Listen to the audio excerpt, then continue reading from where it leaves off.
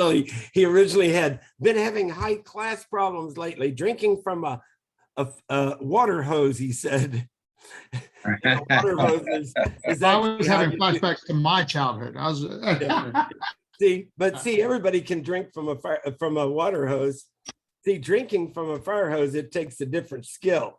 That's what the phrase came from. Yes, sir. I get it. Now, thanks to MJ for asking that next question, because when people post stuff like this, they post it for a reason, for you to find out more information. So he said, what campaigns are working for you? Well, I think that would be like 20 people would be liking that.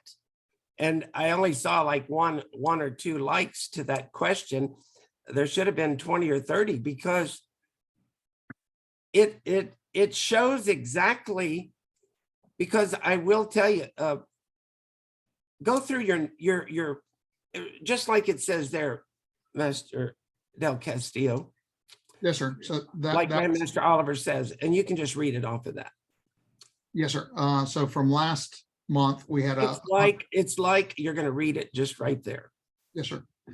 For example, last month we had 137 leads, 51 from web, organic and AdWords. At that time, my Facebook was running to the website too, so it was a little harder to separate the two of them. 5 from Facebook after I started tracking that separately again, but already getting a lot from there again. 1 referral, 1 walk-in, 60 from external Spinwheel events, and 17 from internal, mostly birthdays. Of the 25 enrollments, 6 came from the web, 4 from Facebook, 2 referrals, 5 walk-ins, 4 from internal events, 2 from PE teacher for a day, and 2 from the Spinwheel events. And yeah, I actually skipped the important first sentence, which is that it's like they always say, you have to do them all, because none of them by themselves would have. Read that last line, Mr. Dell. You're missing your own words. You see, I liked all your words. I don't want. Okay, sir. Yes, sir. The last one is misleading, because the current onslaught of intros we are handling is still from last Spinwheel events. I understand. So those are still in the pipeline, is what we say, when they haven't all come through and taken second and done conferences. And then read that first top line of this again. It's like Grandmaster Oliver says all the time, a little of all of them. And you see, not only did he just tell me, because this is what I usually get when I ask a school, I say, how many leads did you have? And they say, well, I had 137. I'll say, wow, where did those come from? And then they'll say, well, from all the different things I was doing. I say, well, what different things? Well, some internal, some external, some internet. You see how I'm like pulling eye teeth? Okay, what internal, what external, and what internet? What event did you actually do? You see, the purpose of doing this is to go and then research where your leads are coming from, because guess what? Where you're getting the most leads is where you want to go to again. What happens, it reminds me of that story Master Oliver always tells about one of his Mile High schools. The guys, they were having a bad month with leads, and he said, well, just get your damn clipboard and walk out in the shopping center and start talking to people. And they schedule like 25 intros. And out of those 25 intros, they had like 7 or 8 enrollments. And then the next month, they had the same problem. And he said, well, how many did you get from going in walking outside your school in the shopping center? Oh, well, we didn't do that. You see, you got to learn from your mistakes, but you also learn from the things that are working. You've got to learn to analyze them, and not just analyze them from, you got to follow them all the way through the process.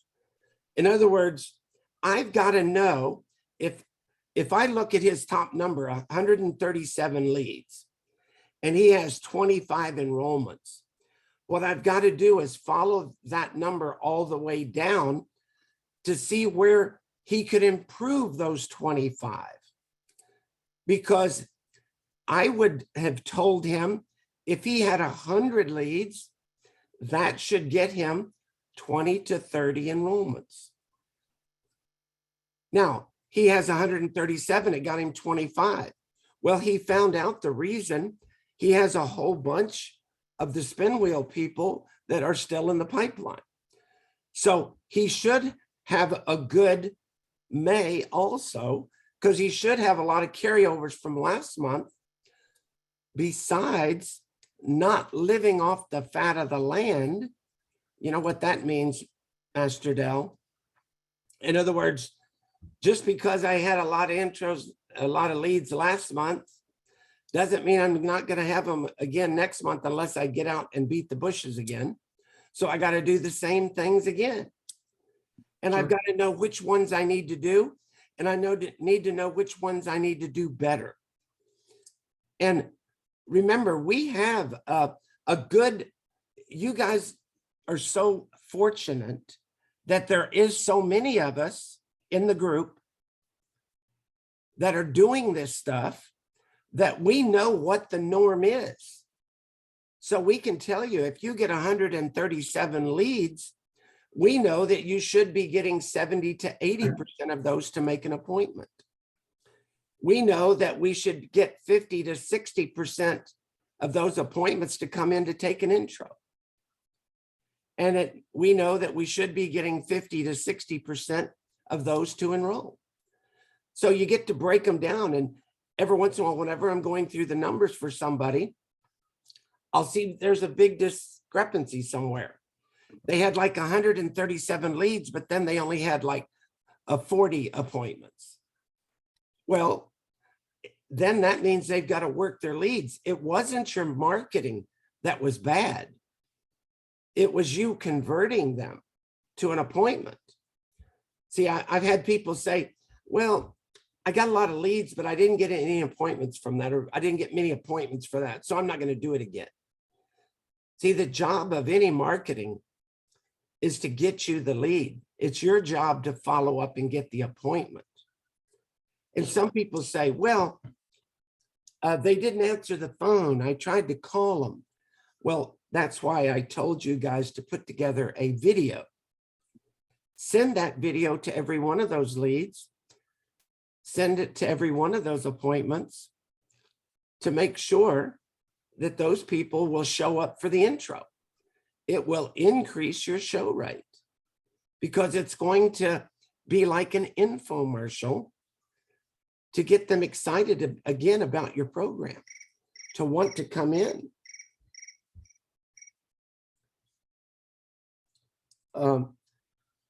Master Moody?